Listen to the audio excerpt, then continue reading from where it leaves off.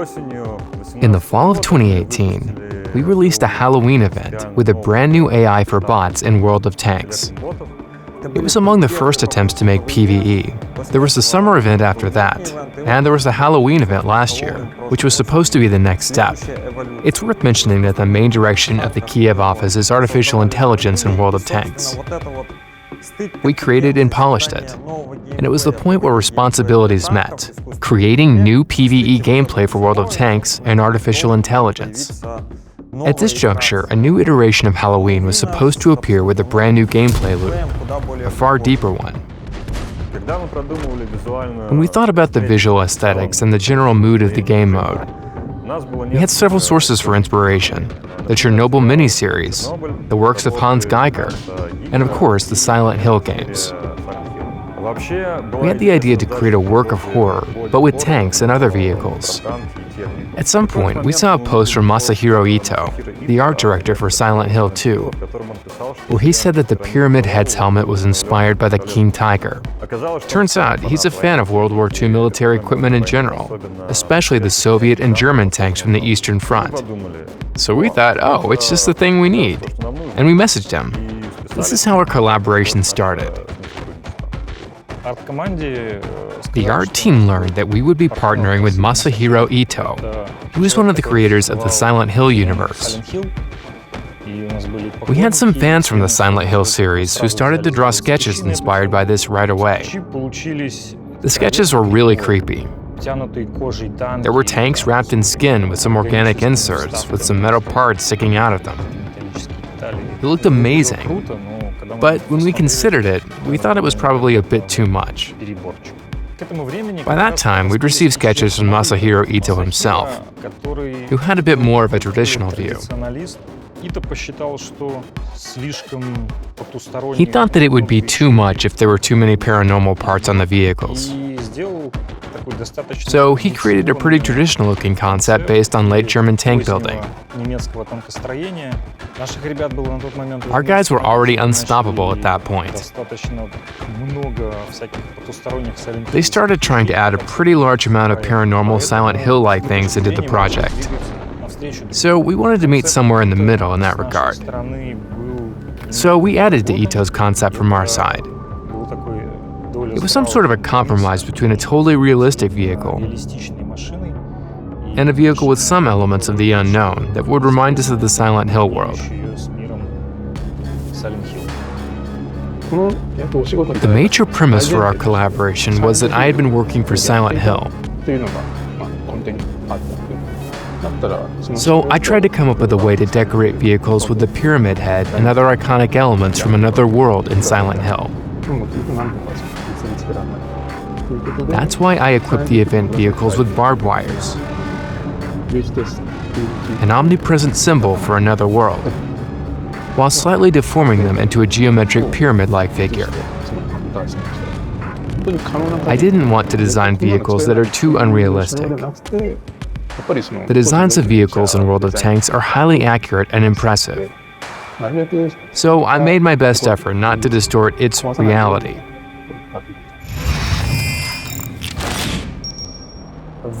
In the new Halloween event, we wanted to create a new map, or rather take on one of the PvP maps and modify it a bit. But in the end, we modified it so much that it became unrecognizable, and we finished it off with the so-called phases. Visibility decreases, enemies become stronger, the threat grows. One of the challenges was to make every consecutive stage noticeable. We took the Serious Sandstorm as a reference. In the first stages, it's pretty light, but in the last one, you can only see up to 120 meters. In terms of effects, Halloween 2020 is like 1.5 games in itself. I mean, it's like World of Tanks times 1.5. Auras, energy spheres, and effects for picking up and collecting. The effect of appearing enemies. They are weaved from darkness. We created special negative light sources. As I said, the guys couldn't be stopped in their creativity. So negative light sources are crazy.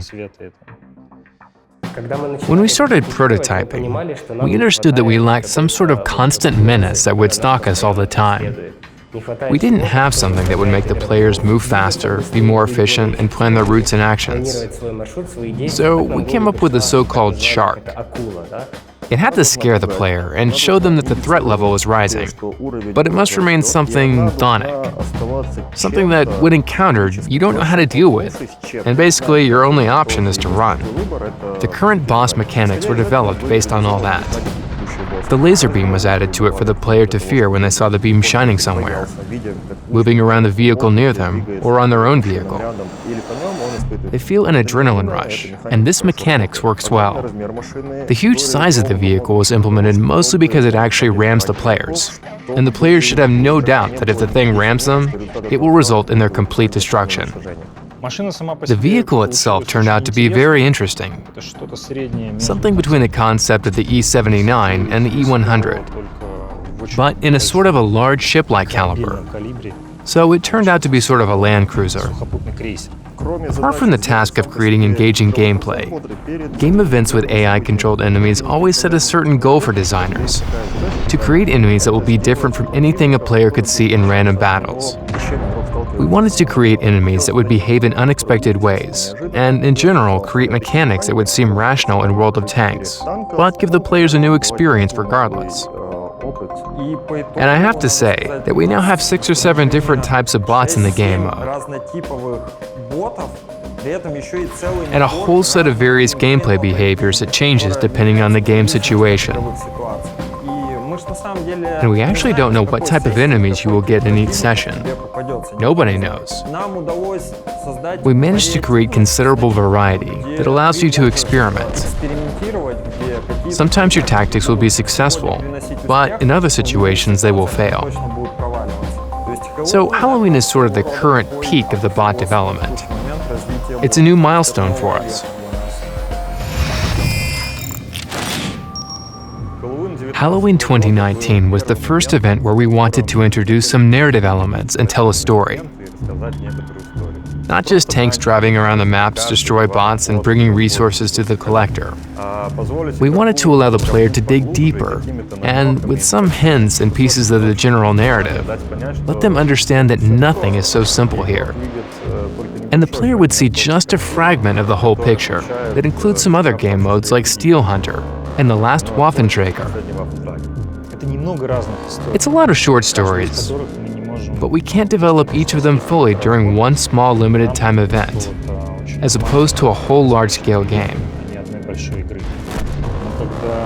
But when all these stories become links in one chain, some small elements in one large puzzle, then all of them as a whole can tell a great story and have a great deal of meaning.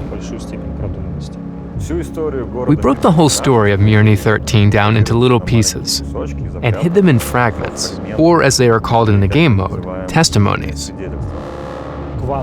Pieces of information will be available as you go deeper into the game mode. The more you play it, the more pieces of information you can collect, and put together your own version of what is going on there.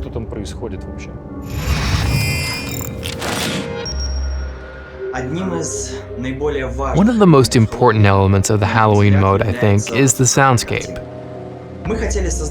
We wanted to create a feeling of traveling into a parallel world, that we are submerging deeper into this inconceivable anomaly by going from phase to phase. Ambient sounds, shots, all that has to be different from the usual sounds in random battles. Additionally, the most important sounds in the game sound completely different in each world. Your vehicle, enemy vehicles, and the shots themselves, of course. In the first world, the sound creates some tense feeling, but at the same time, it's not really scary. But in the fourth world, we created such sound as if we were in some paranormal world. Like the physics of sound is completely different. Apart from the soundscape, we created the music, the main theme that plays during map loading. The task was not to simply create a Halloween mood, not some light magical atmosphere like in Hogwarts, but to create a sense of desperation, tension, and the character of the anomaly. And we created the garage music in collaboration with Akira Yamaoka. During the development, we sort of had the stars align for us. We could collaborate with Masahiro Ito, and Silent Hill was kind of all around us. And we had already worked together with Akira Yamaoka, who is the very talented composer for the whole Silent Hill series. At some point, we decided to contact him and ask to write a track for Halloween. Well, I understood I was expected to create in-game music for a special Halloween mode in World of Tanks, because I've been the chief sound producer for the Silent Hill series. I first tried to create a dark, inauspicious sound atmosphere that would remind of Silent Hill. But in the course of the work, I realized that my sounds had become too horrifying. So I kind of eased frightening effects a little. You know, World of Tanks is a realistic game that features armored combat vehicles that actually exist in our world. However, the Halloween mode is based on a fictional story veiled in a highly imaginary atmosphere. I'm sure that the players will enjoy immersing into a new world created by these two extremes.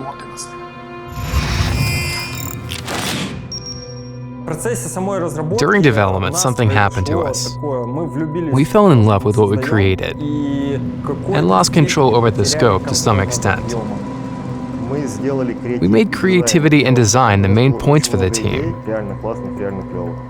We had a lot of very good and very cool ideas, and we implemented them. We couldn't stop. The guys from design even wrote a paper. We have the document. Now, it's a crumpled piece of paper that says, "I promise, no more new features." Signed by the lead QA and the lead designer of the Halloween event. I think the guys eventually broke their promise. They still added something. Because it was hard to stop the current creativity. The team was strong and motivated, and because of that, we created very many things that we wanted to do. And we got lost in all of this and couldn't stop in time. The development of the event was already in the final stretch, with everything ready in terms of gameplay and content. And we only had to fix bugs and game crashes. At one point, we noticed that we had a recurring issue, leading to the client crashing for about 1% of players. 1% may not seem like a lot, but we created a cooperative game mode for 5 players. And it's important for all 5 players to be playing, as the difficulty is tuned for 5 players. We received data that about 5 to 10% of all battles would end because of one player whose client crashed. The issue was with the texture. The texture of oil was almost never used in random battles. But in our mode, it was very frequent. It was a crash that was sort of buried for about 3 years in the main branch of the game. We didn't have much time to fix it. But sadly, we couldn't postpone Halloween anymore, because October was ending.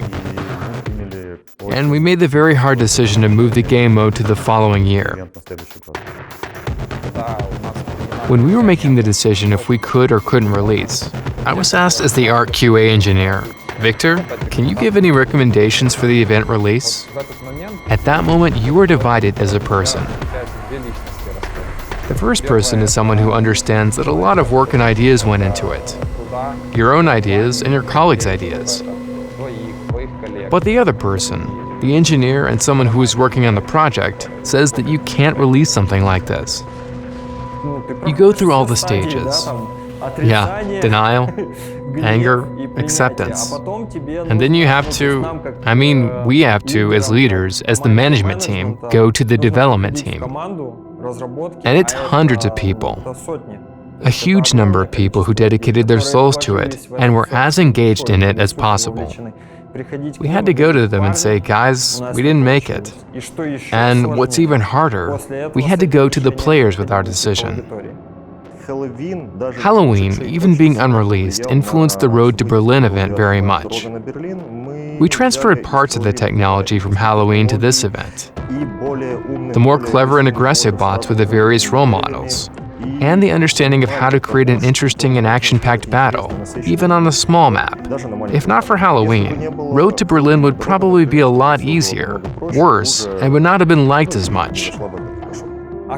We sort of froze Halloween. We performed a number of technical exercises to make sure we could start working on it from spring of the following year. We knew that we would definitely continue working on it. Even though design promised only a few improvements, believe us, there are a lot. Meaning, the event from 2019 and the event from 2020 are in some sense different events. A lot of different features and mechanics were added. AI behavior was improved, and so on. This all has a sort of entirely alternative idea. This is a story that might have a continuation in the future. And we can build a large number of events on this idea. It's a sort of the other side of the World of Tanks coin. Development of Halloween became a real adventure for us, with unexpected twists, various experiments, eureka moments, and a whole lot of drama. At the end of Confrontation, a user under the name of Phoenix007, or something if I remember correctly, wrote on the forum that the next event should be on the Berlin map, and there must be SUs, ISUs, and the T-54, and they must confront the mouse. And when the event came out, the Road to Berlin game event, they must have said, hey, they took my idea, that's awesome. I'm saying this to remind you that we actually read the forums actively, communicate with the players, and read all of the feedback. And in reality, any of our game events, any feature in World of Tanks, is not just something that the guys at Wargaming came up with in a meeting. The guys read the forums, listened, watched, imagined how the audience would react, thought how large the audience is, how big of a share our players would like it, and if it was necessary. After all that, the decision is made if we are doing it or not. So please communicate with us, talk to us, write your comments on the forum, on social media, or in any available way. We will hear it, read it, and we are always grateful to you for your feedback.